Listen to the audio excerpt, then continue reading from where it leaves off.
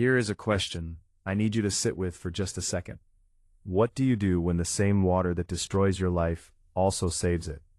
Hold that thought, because by the time I'm done talking, you'll never look at a cup of coffee or a flooded basement the same way again. Welcome back to Dad's True Revenge. Grab your snacks, get comfortable, and remember the people in these stories had every chance to behave themselves. They just chose wrong. Drop a comment and be sure to subscribe. You're gonna love it here. My name is Matthew Calloway, and 14 months ago, I had everything. Not everything. I wasn't the guy with the yacht and the vacation house in Aspen. But I had a factory, Calloway Precision Parts, sitting on 4 acres just outside Knowbrook, Ohio. 43 employees who called me by my first name. A wife named Diane who used to pack 2 sandwiches for my lunch, because she said I always forgot to eat when I was excited about a new contract. And I was always excited about new contracts. Then the flood came. Not a slow creeping flood. Not the kind where you have 3 days of news coverage and time to move the furniture upstairs. I'm talking about a Tuesday morning in March. The sky ripped open, and by noon, Calloway Precision Parts was sitting under 6 feet of brown water. 6 feet. My CNC machines gone. My inventory gone. The filing cabinets with 12 years of contracts and client records floating somewhere near the parking lot like sad metal boats watching it all. And I said, the only thing a man can say in that moment, well, that's that. My foreman, a big quiet guy named Dennis, stood next to me. He looked at me sideways and went, "You good, boss?" And I said, "Dennis, I haven't been good since 2019, but I appreciate the question." He didn't laugh. Nobody left for a long time after that. The insurance company was the first betrayal. Not the last, but definitely the warm-up act. I filed the claim within 48 hours. I had documentation, photos, 12 years of meticulous records because Diane always said I was obsessive about paperwork. She meant it as I complained. Turned out to be the only compliment that ever mattered. The adjuster, a pale, thin man named Gerald, who looked like he'd never been rained on in his life, came out, walked around, typed things into a tablet, and told me with the energy of someone reading a grocery list. "Mr. Calloway, the preliminary assessment suggests the flood event may fall under the Act of God exclusion clause in your policy. We'll need to conduct a full review." I stared at him. "Gerald," I said slowly, "are you telling me that God specifically targeted my factory?" "I'm saying the natural disaster classification because if God came all the way down to Millbrook, Ohio to flood my building specifically, I feel like I deserve a reason. A note, something." Gerald did not find that funny. Gerald put me on a review list that apparently had no end.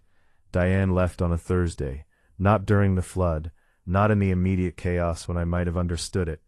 She left 4 months after, when I was deep in the middle of fighting the insurance company, sleeping 4 hours a night and surviving on gas station sandwiches. She sat across from me at the kitchen table, our kitchen table, the one we bought together at an estate sale, and refinished ourselves. And she folded her hands like she was about to deliver a board presentation, and said, "Matthew, I've been doing a lot of thinking." And I said, "About what?" And she said, "About us, about where this is going, about whether I can keep doing this." I put down my coffee. "Keep doing what, Diane? Being married? That should have told me everything. A woman who doesn't flinch when you say something like that has already made up her mind, and is just waiting for you to catch up. I'm not built for survival mode," she said. "I need stability. You need stability," I repeated. "I just lost 12 years of work in one morning and you need stability. Don't make me the villain here." This woman who'd packed 2 sandwiches because I forgot to eat. This woman whose handwriting was still on the side of my coffee mug from a birthday 4 years ago that I hadn't been able to wash off because I'm apparently a sentimental idiot. "I'm not making you anything," I said quietly. "I'm just noting the timing."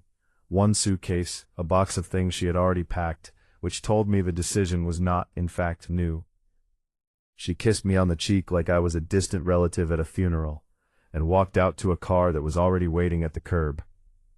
I stood at the window and watched her go. Then I went and made coffee because what else do you do? The motel was called the Sunrise Inn, which was either deeply ironic or deeply optimistic depending on the day. Room 114, single bed, a TV with 3 channels that worked and one that was just static, which I watched sometimes because it felt honest. I settled into a routine, the way a drowning man settles into water, slowly, then completely. Every morning, I caught the 7:15 bus downtown to meet with lawyers, adjusters, contractors, and various human beings whose job was to tell me why I couldn't have my life back yet. Every evening, I caught the 6:40 bus back. The driver on the evening route was a man named Roy Cooper, big hands, a face like a map of somewhere that had seen weather. Mid-50s, maybe.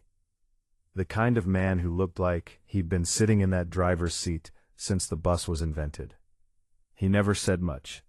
Neither did I. But somewhere around week 3, I started bringing him a coffee from the cart outside the downtown station. Just black coffee, nothing fancy. The first time I handed it up to him, he looked at it, then at me, then at the road and said, "What's this for?" And I said, "You get me home every night. Seems like the least I can do." He nodded once, took the cup. That was our whole relationship for 11 months. A cup of coffee, a nod. Occasionally, if the traffic was bad, Roy would glance in the mirror and say something like, "Construction on 5th again." And I would say, "Naturally." And that would be the entire conversation. It was the best relationship I had. Now, here's the part where I need you to lean in. Because I've been setting the scene. I've been giving you the flood, the factory, the wife, the motel, the routine. But none of it is the actual story. The actual story started on a Wednesday night in February, when Roy drove right past my stop. I looked up from my phone, Millbrook and 6th, my stop gone, disappearing out the back window, like everything else in my life. "Roy," I called out, "you missed my stop." I looked around. The bus was empty. Just me. I hadn't even noticed everyone else getting off. I stood up and walked toward the front. And that's when I heard the pneumatic hiss of every door locking at once. I stopped walking. Roy's eyes found me in the rearview mirror, and they were different from every other night. Not the steady, quiet eyes of a man watching traffic. These were the eyes of someone who had been waiting. He said, and I will hear these words for the rest of my life. He said, "Sit down, Matthew. There are 2 men in the alley behind 5th and Crane right now, and there's a woman who's about to pay them $100,000. "What woman?" He looked at me in the mirror for one long second. "Your wife." I sat down. The bus rolled on through the dark, and Roy said, the 2 words that turned everything I thought I knew about the worst year of my life completely upside down. He said, "Watch this. If you've made it this far, do us one quick favor.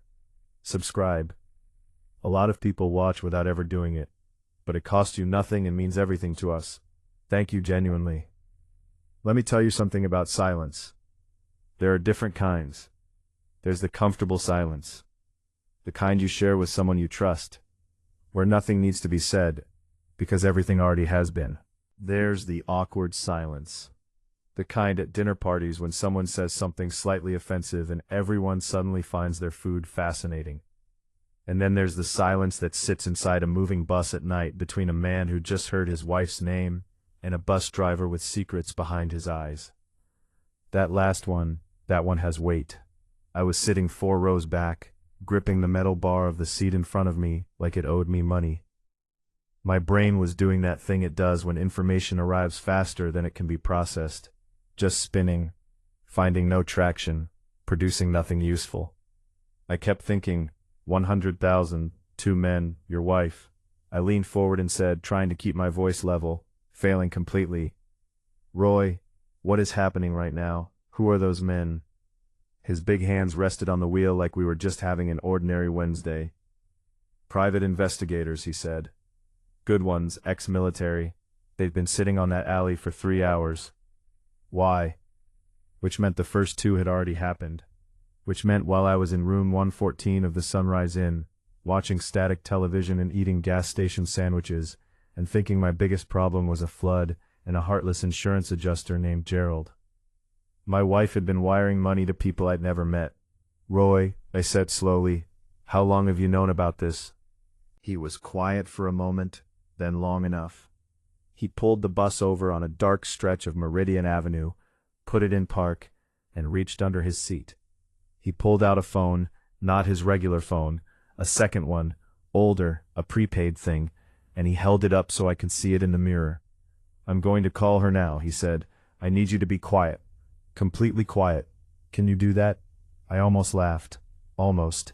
You're asking the man whose entire life just got flipped upside down if he can sit quietly while you call his arranged wife on a mystery phone. "Yes. Yeah," I said. "Yeah, I can do that." He dialed. I counted the rings. 1, 2, 3. I actually found myself hoping she wouldn't pick up, which is a strange thing to hope for. But I wasn't exactly operating at rest. Full, rational capacity. She picked up on the fourth ring, and her voice. I hadn't heard her voice in 4 months. It hit me somewhere I wasn't prepared for. She sounded exactly the same. Calm, composed, slightly impatient the way she always answered calls from numbers she didn't recognize. She said, "Hello." Roy's voice changed. Not dramatically, just slightly flatter, like he'd set something down. He said, "The drop location has been compromised. You need to pull your men out of the alley." Dead silence. 3 full seconds of it. And then this is the part I need you to really hear. Instead of saying "what alley?" Instead of saying "who is this?" Instead of saying any of the 1,000 things an innocent person would say, Diane said, "How compromised?" Roy caught my eyes in the mirror just for a second. His expression didn't change, but his eyes said, "You heard that, right? You heard exactly what that means." I heard it. How compromised? Not "I don't know what you're talking about." Not "you have the wrong number." She dove straight into operational damage control like a woman who had been managing something complicated for a very long time. Roy said, "Compromised enough that you should be concerned." She said, "Is this Henley?" "No, shorter this time." When she came back, her voice had dropped half an octave, and something careful had crept into it. "Then who is this?" "Someone who knows about the levy, Diane." The silence after that one was so long and so heavy that for a moment I genuinely wondered if she'd hung up. I looked at the phone screen in Roy's hand, still connected, still counting seconds. Then she said very quietly, "What do you want?" I realized I was gripping that seat bar so hard my knuckles had gone white. I loosened my fingers one by one, like I was physically dismantling something. "The levy," I said. My voice came out strange, hollow. "What does the levy have to do with anything?" Roy put the bus back in drive. "Everything," he said. "It has to do with everything." He talked while he drove slowly, the way a man talks when he's been holding something for a long time and is finally carefully setting it down. His name wasn't just Roy Cooper, the bus driver.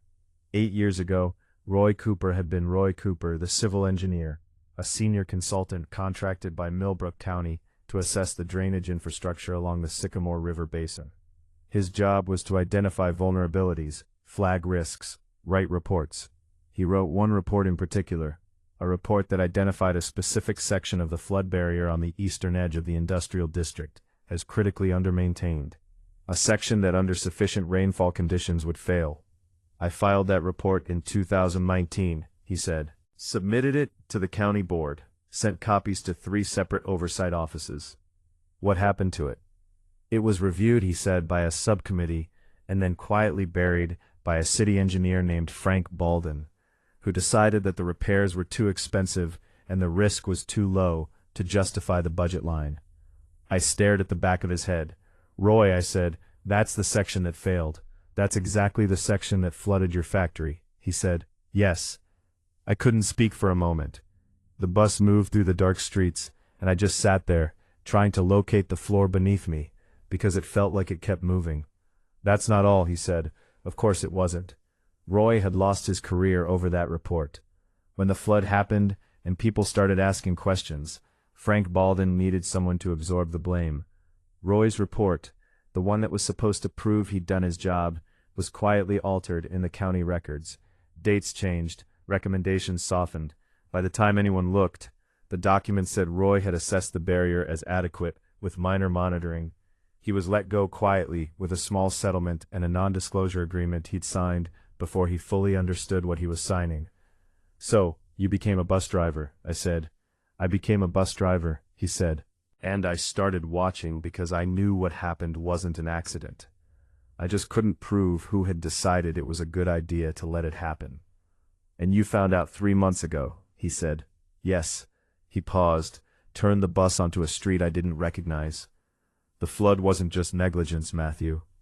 Someone knew the barrier was going to fail, and someone made financial arrangements before it did. Someone who stood to benefit from the destruction of the industrial properties on the east side. I felt something cold settle at the base of my spine. What kind of financial arrangements?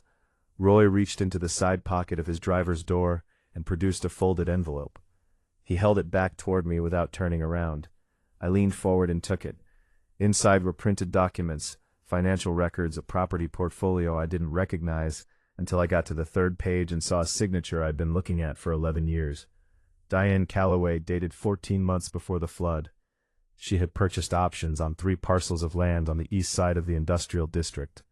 Land that would be worth almost nothing if the factories on it were operational, and worth a fortune for commercial redevelopment once they were gone. My factory sat in the middle of all 3 parcels. I folded the papers back into the envelope with the care of a man handling something that might explode. The words felt strange in my mouth, too simple for what they meant. She knew the flood was coming. She invested around it, around me. Roy nodded once. The 2 sandwiches, I said stupidly, irrelevantly. She always packed 2 sandwiches because I forgot to eat.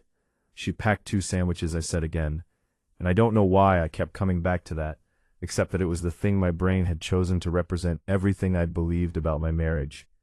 And it turned out even the sandwiches were a performance. Roy said gently, for a man who just detonated my entire understanding of the last 14 months. I'm sorry, Matthew. I looked out the window. The men in the alley, I said after a moment. The investigators, they're yours, yes. You've been building a case, yes. And you needed. I stopped, turned it over. You needed someone with personal standing, someone who could be a witness, someone with motive to see it through, who couldn't be paid off or pressured into dropping it. But in the mirror, I could see the faintest nod. That's why you drove past my stop. That's why I drove past your stop. I leaned back in my seat. Outside, Millbrook scrolled past in the dark. The streets I'd been riding through for 11 months, seeing nothing. Just a man on a bus going nowhere, carrying his grief. Like a carry-on bag. I looked at the envelope in my hands. Then I looked at the back of Roy's head. What happens next? I asked. Roy turned the bus onto Fifth Street. And as we rolled slowly past the mouth of the alley behind 5th and Crane, I saw 2 figures standing in the shadows. Watching, waiting. Roy said next she makes a mistake. And when she does, he glanced at me in the mirror one last time. We make sure the whole world is watching. If you've been listening for a while and want stories like this to keep coming, it really helps if you hit that like button and subscribe. 97% of people never do, but it's what keeps this whole thing running. So, thank you for real. I need you to understand something before we go any further. I am not a man who cries easily. I grew up in a household where my father's idea of emotional expression was a firm handshake and the phrase, could be worse. I stubbed my toe once at age 9, started to tear up, and he looked at me over his newspaper and said, walk it off, Matthew. The toe's still there. So when I tell you that sitting on that bus, holding that envelope, staring at my wife's signature on documents that proved she had financially engineered the destruction of everything I'd spent 12 years building, when I tell you I felt something crack open behind my eyes, I need you to understand that it wasn't a weakness.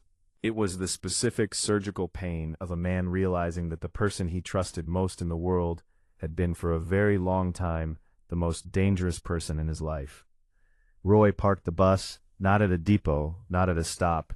He pulled into a lot behind a closed hardware store on Clement Street, cut the engine, and turned around in his seat to face me for the first time all night. He was older up close. The lines around his eyes ran deep. He had the face of a man who'd been carrying something heavy for years and had simply adjusted his posture around the weight. He said, "You doing okay?" I looked at him. "Roy, in the last 40 minutes I've learned that my wife conspired to flood my factory, has been making cash payments to people in alleys, and that you, the man I've been bringing coffee to for 11 months, are actually a disgraced civil engineer running a private investigation from a city bus." He nodded slowly. So I said, to answer your question, no, I am spectacularly not okay, but I'm listening. Keep going. The corner of his mouth moved, not quite a smile but close. He laid it out clean. The two men in the alley, their names were Garrett and Phil, both former Army investigators, both currently licensed private investigators in the state of Ohio. Roy had hired them 6 months ago, burning through most of what remained of his settlement money. For 6 months, they had been documenting Diane's movements, the payments, the meetings, the paper trail that connected her land investments to Frank Baldwin, the city engineer who had buried Roy's report and altered it to cover his tracks. Because here was the part that made everything worse, and I genuinely did not think it could get worse, but life is creative that way. Frank Baldwin hadn't buried that report on his own initiative. Someone had asked him to. Someone had approached him 18 months before the flood with a very specific request. Let the barrier fail. Delay the repairs. When the water comes, and it will come, the report says so. Make sure the paperwork reflects that everything was adequate, that nothing could have been predicted. In exchange, Frank Baldwin received a very generous anonymous deposit into an account his wife didn't know about. The person who made that request I think you already know. She approached Baldwin directly. I asked through an intermediary. Roy said, a property lawyer named Curtis Webb, very careful man, very expensive. But Garrett found a payment from Diane's secondary account, an account you didn't know about, to Webb's firm dated 16 months before the flood. I pinched the bridge of my nose, a secondary account. She opened it in 2018 in her maiden name. I sat with that Diane Mercer. That's what the account would have said. Diane Mercer, who became Diane Calloway, who packed 2 sandwiches, who sat across from me at our refinished kitchen table and said, I'm not built for survival mode. Who had apparently been in planning mode for years. Roy, I said, why did she need the factory gone? Specifically the land deal. She could have just bought property anywhere. Roy folded his hands. Because Calloway Precision Parts had a right-of-way covenant on the central parcel. He said, as long as your factory was operational, she couldn't consolidate the 3 parcels for commercial redevelopment. The covenant was buried in the original deed from 1987 and tied to active industrial use of the property. I stared at him. So, she didn't just need the flood, I said slowly. She needed my factory. Specifically, she needed me destroyed. Yes, she married me knowing we don't know exactly when she identified the covenant. Roy said carefully, but the account opened in 2018, 4 years into your marriage. 4 years in, which meant there were 4 years that might have been real, or maybe that was just the thing a man tells himself to keep from completely coming apart in the back of a parked bus. Could be worse, Matthew. The toe's still there. Thanks, Dad. Not helpful right now. My phone buzzed. Unknown number. I glanced at Roy. He said, answer it. I answered, silence for a moment, then a voice I didn't recognize. Male, low, unhurried. Mr. Calloway, my name is Curtis Webb. Every hair on my arm stood up. I looked at Roy with wide eyes and mouthed, Webb, and he straightened immediately, reaching for the prepaid phone. Webb continued, I think we should have a conversation before things go further than they need to. I said, keeping my voice remarkably steady for a man whose entire nervous system was screaming. How did you get this number? Your wife gave it to me, he said, about 10 minutes ago. So she'd made a call after Roy hung up on her. Of course she had, because Diane didn't panic. Diane managed. That was the thing about her. She was the most composed person I'd ever met. And I used to think that was a quality, and now I understood it was a survival mechanism belonging to a woman who'd been running a long game for years. She's worried, Webb said, and when my clients are worried, I make calls. What does she want? She wants to know what it would take, he said, for tonight to go away. I looked at Roy. Roy was already typing on the prepaid phone, a message to Garrett and Phil. I assumed, because within 30 seconds, my own phone buzzed with a text from an unknown number that contained just 4 words. Keep him on recording. I put the phone back to my ear. That's an interesting question. I said, what does she think it would take? Webb said she's prepared to be generous with money she made betting against my factory. A pause. Mr. Calloway, I'm just clarifying the source of the generosity. Curtis, I want us both to be clear about where the money comes from. Another pause, longer. When he came back, something had shifted slightly in his tone. The professional smoothness was still there, but underneath it just barely, something that might have been discomfort. She wants to offer you a settlement, he said. Significant. Enough to rebuild. Enough to what? I said enough to make me forget that she sat across from me at her kitchen table, while I was sleeping 4 hours a night and eating terrible sandwiches alone, by the way, because she wasn't built for survival mode. Silence. She built the flood, Curtis, I said. My voice was very quiet now. The quieter I got, the more I could feel something solid forming underneath me, something that hadn't been there since March. She built it, and she stood in it with me, and she watched me drown, and then she walked out to a car that was already waiting. You tell me what number makes that okay? Webb said nothing for a long moment. Then, and I will remember this forever, he said very quietly, away from the phone, as if he'd half forgotten I was there. Diane, I don't think this is going to work. And I heard her voice in the background, sharp, controlled, 2 words. Make it work. Roy held up the prepaid phone so I could see the screen. A text from Garrett. She's in a car on Clement. Black Audi 50 yards from your position. She followed the bus.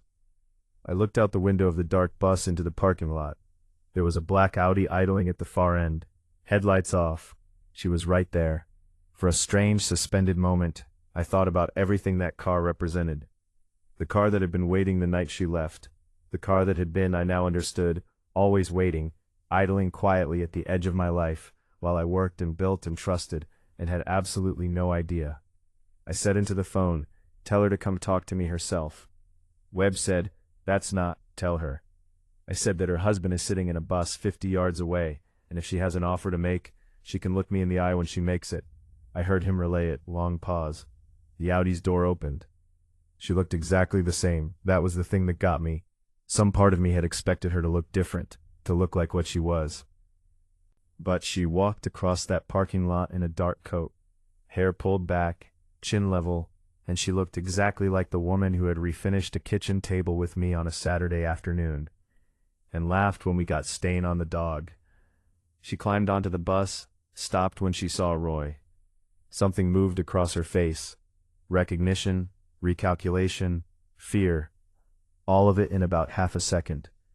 And then the composure slammed back down like a shutter. She looked at me. I said, hi, Diane. She said, Matthew. A pause. I see you've been busy. I've been riding the bus. I said, turns out that's where the interesting people are. She glanced at Roy. You have no idea what you've gotten involved in, she said to him. Roy said with the absolute serenity of a man holding 4 aces.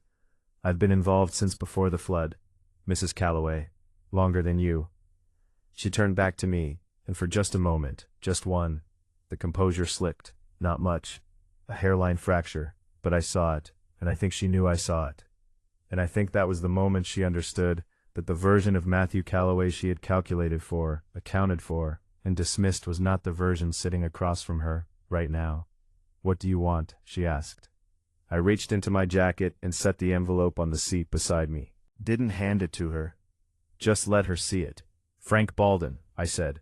Curtis Webb, every account, every payment, every conversation, all of it. You give Roy's investigators full cooperation. You provide documented testimony, and you make sure the man who altered that engineering report faces what he did. She stared at the envelope. And if I don't, then Garrett and Phil walk out of that alley with 3 months of documented evidence, the financial records from your account, and your maiden name, and a very detailed conversation between you and Roy that's been recording since you picked up that phone tonight. I paused. Gerald from the insurance company is going to find the whole thing very interesting. So is the county DA.